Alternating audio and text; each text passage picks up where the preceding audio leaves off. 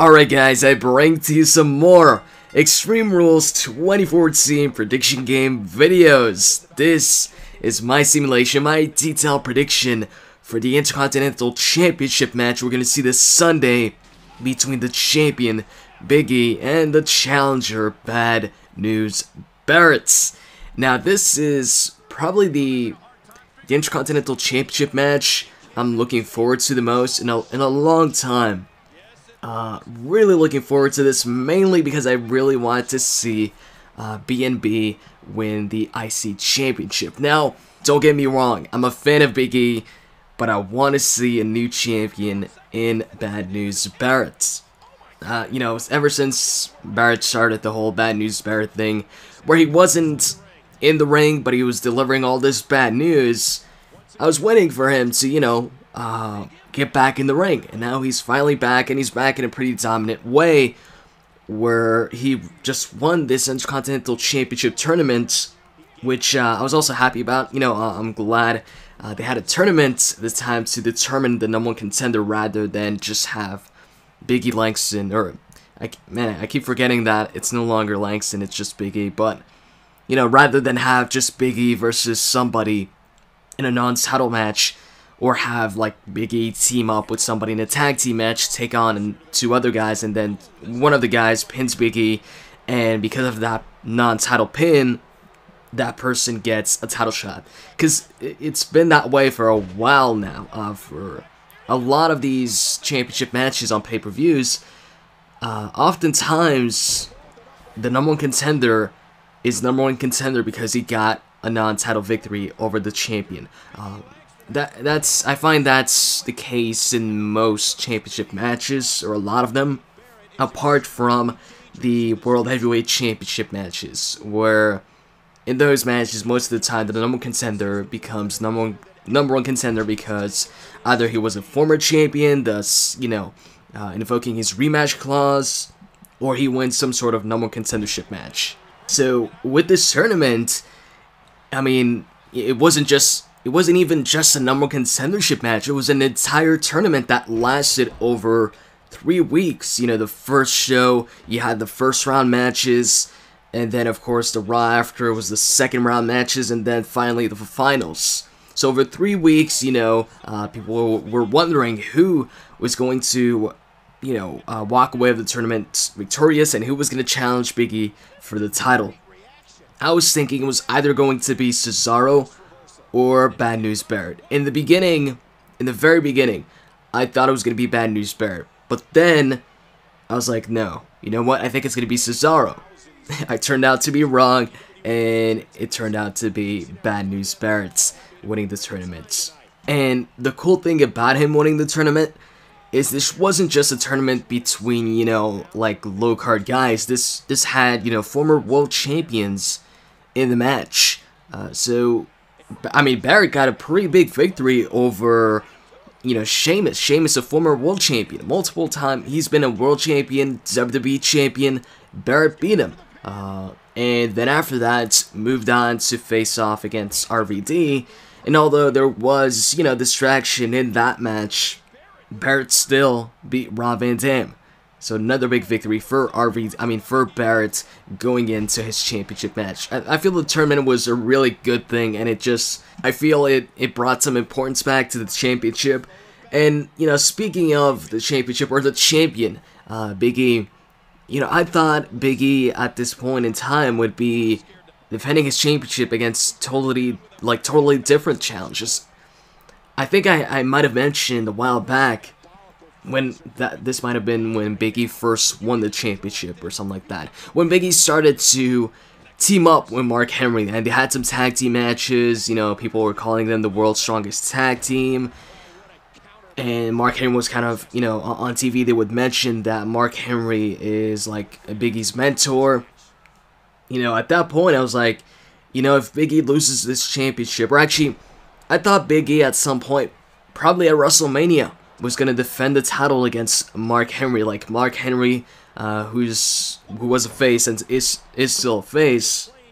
I thought he was going to turn on Big E, and then they would have a championship match But that didn't happen, and Big E's championship run went like in a totally different direction. One thing I was happy about was when they had a, what was it, a triple, I think it was a fatal 4-way on Raw. It was Christian, it was just recently, it was Christian versus Dolph Ziggler versus Del Rio versus Sheamus, yeah. And that match, man, that was a cool match. And once again, I think, you know, those types of matches, like that Fatal 4-Way match, the recent tournament, I really like it when they determine the number one contenders that way. And I think both those concepts, or both those matches, were cool ways to determine new number one contenders. And it just brings also some more attention to the championship. Because you've got this Fatal 4-Way with... In that match was all former world champions. You know, Christian, former world champion, Dolph, Sheamus, Del Rio. So you've got this Fatal 4-Way, and you know, all these, you know, former world champions are fighting for a shot at the Intercontinental Championship. And the only thing that was unfortunate after that match is that Christian did not get his championship match afterwards, of course, you know, due to a concussion. I really wanted to see Christian get that title shot, and I guess to this day, I'm wondering was Christian going to win the championship if he got that championship match on main events, because he was supposed to get it on main event, but then, you know, he got the concussion in the Fatal 4-Way match, so he wasn't cleared to compete. So I'm still wondering if right now, if the match would have taken place, would Big E still be the champion? Would it still be Big E versus Barrett? Or would it have been Christian defending the title instead against, you know, maybe another opponent? But, you know, anyways, man, let's talk about this match. And why, first off, my pick is Barrett. You know, and I want to detail why I think it's Barrett. And, like, the main reason is because this is kind of Barrett's big return match.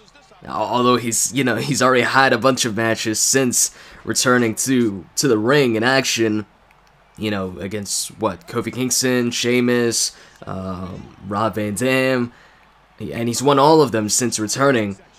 But this is his, you know, it seems like Barrett has returned to become Intercontinental Champion. That's the way I see it.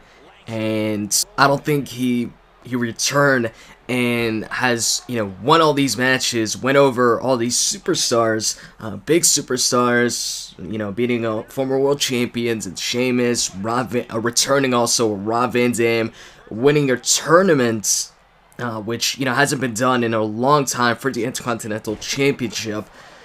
I don't think he went, you know, through all of that and won all of that just to face off against Big E and just be another, you know, title defense for Big E. Just be another obstacle that Big E overcomes and Wade Barrett loses to Big E.